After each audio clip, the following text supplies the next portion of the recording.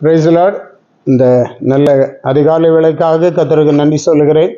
இந்த காலை வேளையிலே ஆண்டவருடைய சமூகத்தை தெரிந்து கொள்ளக்கூடிய நல்ல பாக்கியத்தை கர்த்தர் நமக்கு தந்திருக்கிறார். கர்த்தர் நம்மை நிறைவாக ஆசீர்வதிப்பாராக. நம்முடைய சிந்தனைக்காக தெரிந்து கொண்ட வேத பகுதி சங்கீத புத்தகம் 63வது சங்கீதம் 3வது வசனம். ஜீவனை பார்க்கிலும் உமது கிருபை நல்லது, என் உதடுகள் உம்மை துதிக்கும். ஜீவனை பார்க்கிலும் உமது கிருபை நல்லது. தாவீது வனாந்திரத்தில் இருந்தபோது பாடினதான சங்கீதம் என்று இதில் சொல்லப்பட்டிருக்கிறது. வனாந்திர வாழ்க்கை மிகவும் நெருக்கமான வாழ்க்கை, கஷ்டமான வாழ்க்கை. அங்கிருந்து எந்த ஒரு நன்மையும் எதிர்பார்க்க முடியாத ஒரு வாழ்க்கை. அப்படிப்பட்டதான சூழ்நிலையிலே தாவீது கர்த்தரை பார்த்து பாடுகிறான், ஜீவனை பார்க்கிலும் உமது கிருபை நல்லது.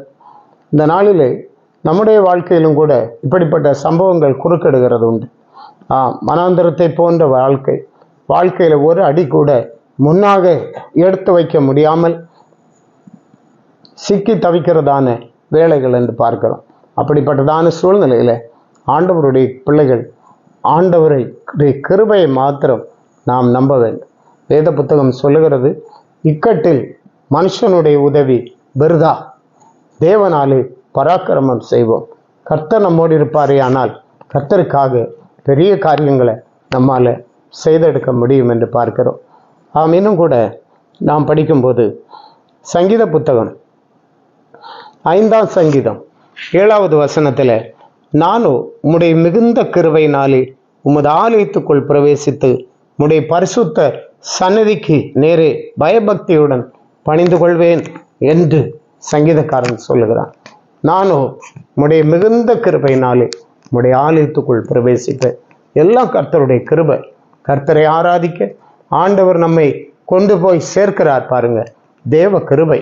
கிருபைக்காக கர்த்தருக்கு அதிகமாக நன்றி சொல்ல வேண்டும். இந்த உலகத்தில் நாம் பார்க்கும்போது ஆதியாகமம் 6ஆம் அதிகாரம் 8ஆம் வசனத்தில் படிக்கிறோம், நோவாவுக்கோ கர்த்தருடைய கண்களில் கிருபை கிடைத்தது. லட்சக்கணக்கான ஜனங்கள் இருந்திருக்கலாம், ஆனால் ஒரு மனுஷன் நோவாவுக்கோ கர்த்தருடைய கண்களில் கிருபை கிடைத்தது. இந்த நாட்களில் நமக்கு கிருபை தான் தேவை.